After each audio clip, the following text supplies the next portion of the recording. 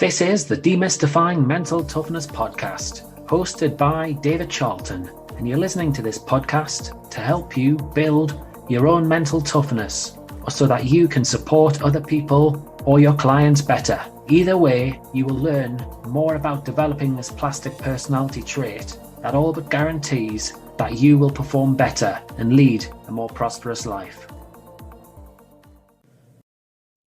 Hi there, I hope you're well. I hope your day's got off to a good start.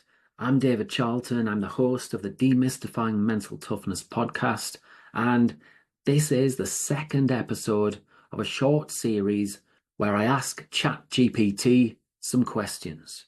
And the question I'm exploring here is, what can I expect when working with a sports psychologist? Now, last week I discussed the needs analysis and give you some information about what it actually looks like in reality when working with a sports psychologist. Now, this time, the response ChatGPT gave me links to goal setting. It mentions you'll work together to set specific, measurable, achievable, relevant, and time-bound, so SMART goals, which are related to your performance and your mental well-being. Well, yeah, that summarizes it quite nicely. However, it is a lot more complex than that. One thing I will add is it mentions about the goals being related to performance and mental well-being. So, not every practitioner will actually work on the mental well-being side, and I think that is important to know.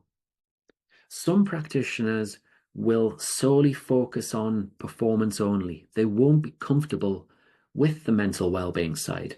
Other practitioners like myself are comfortable with the mental well-being side, so we would focus in on this. And if we think about goal setting in that regards, I might actually be looking at what goals challenge you and stretch you. What goals actually challenge you and stretch you too much, so it affects your well-being. We'd be thinking about fun and enjoyable goals that you set for yourself. We'd also be thinking, though, about the goal-setting process. Are you setting your own goals here? Or is the coach or your parents setting the goals for you? And then, if that is the case, are you owning the goals? Or is it making it difficult for you? Those are things that come to mind for me. Also on goal setting, when we look at Olympic athletes, top performers, we think about them really embracing the goal setting process, that they're setting goals time and time again for themselves. And this is one of the things that drives them on. But actually, this isn't necessarily the reality. When I look at mental toughness, and if I was to do an assessment on someone using the MTQ Plus, which measures someone's mental toughness, there's a measure in there which is goal orientation. And some people will measure high and some will measure low.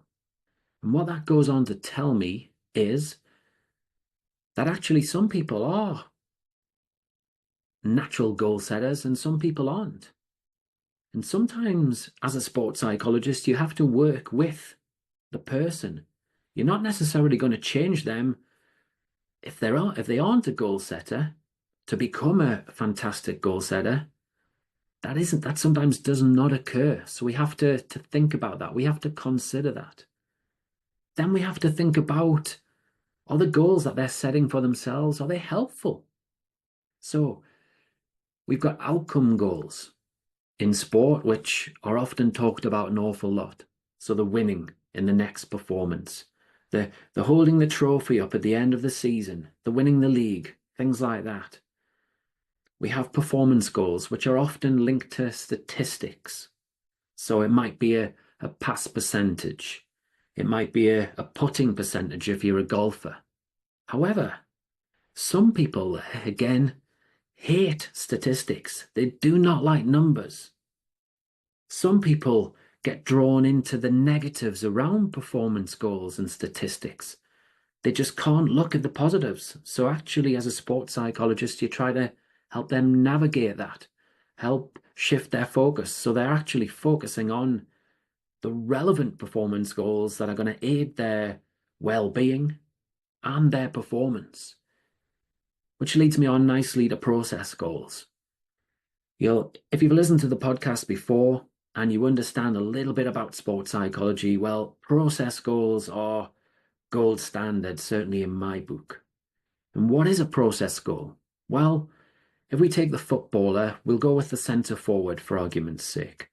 The centre forward's job, you could argue, is to score goals. It's to create assists for the team. The process to be able to do that is to look at how they can actually get onto the ball in order to help their team. So to get onto the ball, a process goal could well be their movement. How good, how clever is their movement? And if we want to go into real detail here, how good and how clever is their movement when the team is 3-0 down, or after they've made some mistakes, when they've had a bad start to the game? Then we've got communication. Well, they've got to ask for the ball, haven't they? If they're going to get on the ball to be able to help their team. And again, what influences this? So we can set process goals broadly about their communication, but we can also set process goals that link to their communication in pressurized situations. Obviously, I'm talking about football, but this, links to every sport out there. Then, if we're going to talk a little bit more about goal setting and some of the complexities there, we've got children or adults, their experience levels when it comes down to goal setting. If it's a child, you want to keep it as simple as possible, perhaps just setting them one goal. If it's an adult, you might want to set them more goals. But then again, some adults can get overwhelmed by too many goals. And then the goals just get left to one side. So you've got to be very, very careful and factor this in. We've got values as well. If you look at The Values Factor, a book by Dr. John DeMartini, he talks an awful lot about the important things in your life, the important things that matter to you in your sport or your performance.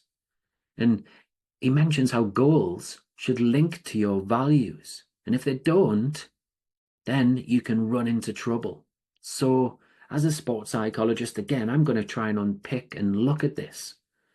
So yeah, it's not just as clear cut as let's set some smart goals. Then you'll be confident, you'll be motivated, you'll be resilient. No, most definitely not. I hope you've enjoyed this episode. It's given you some food for thought.